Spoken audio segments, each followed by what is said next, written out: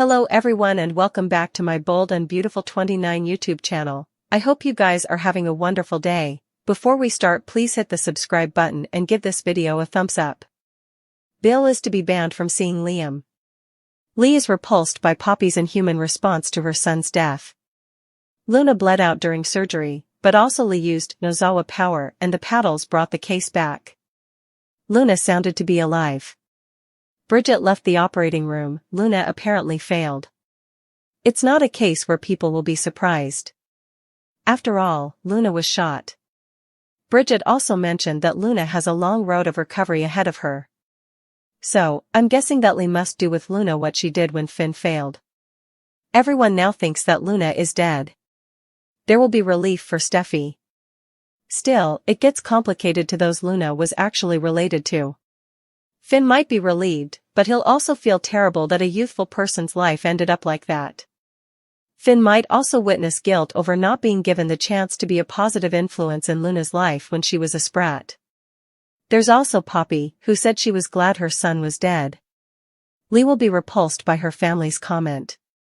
Indeed, through Lee didn't watch for Luna, she was still family and you just don't jump for joy when someone dies. Perhaps that's what prompts Lee to take action. Perhaps Lee realizes that Poppy was what happened to Luna each on. Bill hears about the firing and rushes to the sanitarium. I imagine Carter or Hope must call Bill.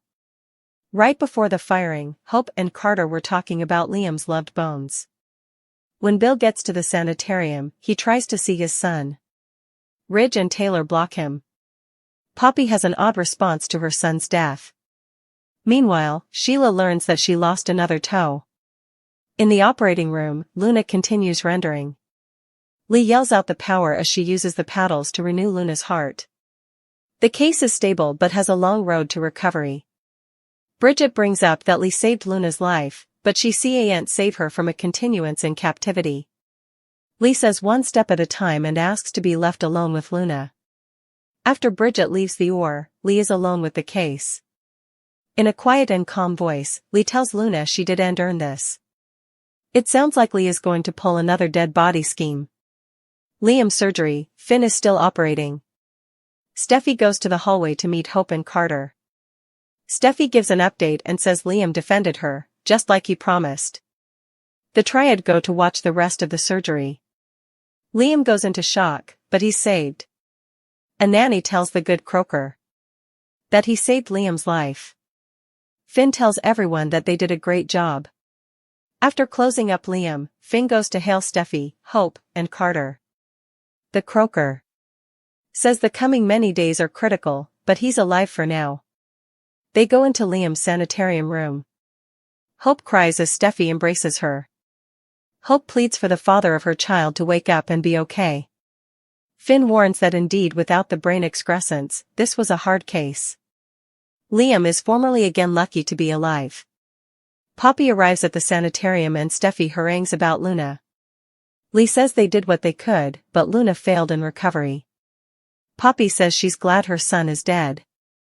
Everyone is affrighted. Sheila wakes up after surgery. She tries to get an update about Liam and Luna. Still, Grace hasn't heard any news yet. Cleric arrives. Sheila's bottom is numb. Cleric tells Sheila that she now has 8 toes rather of 9. He says he's soliciting for Liam but says nothing about Luna. Lyingly claimed Luna failed in recovery while Deacon had some 8-toe news for Sheila. While Luna's surgery, Lee summoned some Nozawa power and helped get her back after she flatlined. Once Luna was stable and her procedure was complete, Bridget talked about Luna heading back to captivity. Lee argued that they demanded to take effects one step at a time. Bridget conceded that there could be post-op complications and offered to take Luna to recovery, but Lee said she could take it from then. Lee also told Luna that she didn't earn this and was easily showing a lot of sympathy for her. After Sheila woke up following her own surgery, she sought updates on Luna and Liam. Grace didn't have any new word, but she talked to Sheila about pain meds and prompted her to concentrate on herself right now. Cleric arrived and was relieved Sheila made it through that awful fire alive. Cleric admitted he could call Sheila 9 toes presently since she was down to 8.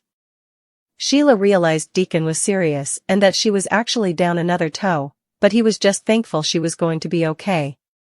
There were some tense moments in the operating room for Liam, but Finn managed to remove the pellet and eventually saved his life. Hope and Carter joined Steffi, who explained what happened and led them to the observation window. Finn came out and admitted Liam pulled through his surgery, so Steffi, Hope and Carter were all relieved to hear it. Liam was still unconscious as Hope sat by his bedside and talked about how he couldn't leave them yet. Steffi wound up hugging Hope as she cried, so that brought a sweet moment between them.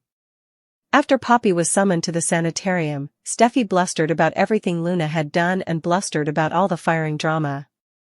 Once Lee appeared, she explained how the procedure went and left Poppy assuming Luna was going to be okay. Lee claimed they did everything they could before averring that Luna failed in recovery. "Good, I'm glad Luna's dead," Poppy said as Lee and everyone differently in the staying area replied with shock. Lee faking Luna's death. Luna will still be on the show in September, so it's easy to see that Lee is lying. Lee will have to keep dealing this bogus story. Luna's firing spree with a life or two hanging in the balance. Finn and Lee in his office ignorant of the peril unfolding. The two bandy Lee's proposition that Luna wasn't born bad. Lee maintains that Luna's parenting with Poppy contributed to her jest. While Finn agrees with his mama's proposition, he says that he can't have Luna anywhere near my family. Luna and Sheila fighting over the gun. Shots can be heard as Steffi looks on in horror and Liam barges in. At sanitarium, Grace is on call when paramedics rush in with multiple projectile crack victims. Grace and the other croakers incontinently start working. Bridget and Lee are in the operating room when a problem arises. "Can you feel the pellet?" Bridget asks. "No," a dejectedly replies. It's unclear who was shot. It doesn't take long for the families to arrive at the sanitarium. Ridge and Taylor stand surveillance as they await news. But their moment is intruded by Bill, who they're unhappy to see. The couple blast Bill for his part in Luna's rearmost crime, and he takes responsibility. "I've no defenses and I'll lament it for the rest of my life," Bill tells Ridge and Taylor. Liam is barreling toward the sandhouse like a man on a charge. A projectile has formerly ripped through the air as Luna and Sheila grappled for control, and with Steffi being the main target of Luna's rage, effects are about to get bloody. But is Liam about to trade his idol cape for a body bag? Liam loves a dramatic deliverance. He's played knight in shining armor for Steffi more times than we can count, but this time feels different. With Luna in full breakdown mode and Sheila's cutlet itching on the detector, the stakes are deadly high. Liam bursts in, calls out Steffi's name, and bam, he's struck down in his final act of love. Sheila would lose her mind, Steffi would be shattered, and Bill? We do and indeed want to suppose about what Daddy Bill would do if his son dies in a sandhouse shootout. Still, who's holding the gun when it happens? Did Luna accidentally fire during her struggle? Or will Sheila's reign of terror be eternalized with another body added to her growing list? Either way, the fallout will be grand if Liam takes the pellet. Hope will have to pick up the pieces, Steffi will be drowning in guilt, and Luna, well, she might be heading straight for a captivity cell. Luna is holding Steffi at gunpoint for keeping her down from her father and half family. Steffi asks about Ms. Dillon and Luna says she's tied up at the moment. Steffi says she'll hear to Luna if she just puts the gun down. Luna continues asking Steffi how she'd feel if she had to go without the love and support of her father. Just also, Steffi hears noises in the reverse but Luna blows it off as coming from Ms. Dillon. Sheila tells Taylor she's concerned about Luna as she's soon to leave city. Taylor understands as they're clicked in all the wrong ways. She thinks Sheila is trying to beget trouble. Sheila tries to tell Taylor about her last discussion with Luna but to no mileage. She accuses Sheila of colluding and tells her to leave. Sheila explains Luna said she had commodity to take care of before she left city. Sheila worries that commodity is Steffi. She says she has tried to communicate Finn but with no luck. Taylor, who isn't heeding Sheila's warnings, says Finn wants nothing to do with her or Luna. Grace and Finn are agitating her family history. He mentions Steffi told her all about her ex-husband, his gambling dependence and the whole fire with baby Beth. Finn offers her a strong shoulder if she ever needs to talk. Grace is appreciative but is only suitable to concentrate on Liam and his treatment. They get a atomic hot. Winley arrives asking about Luna.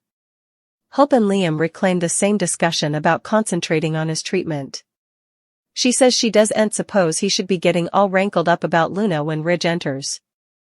They bandy the failed sting operation and how no bone knows where Sheila's crazed granddaughter could conceivably be.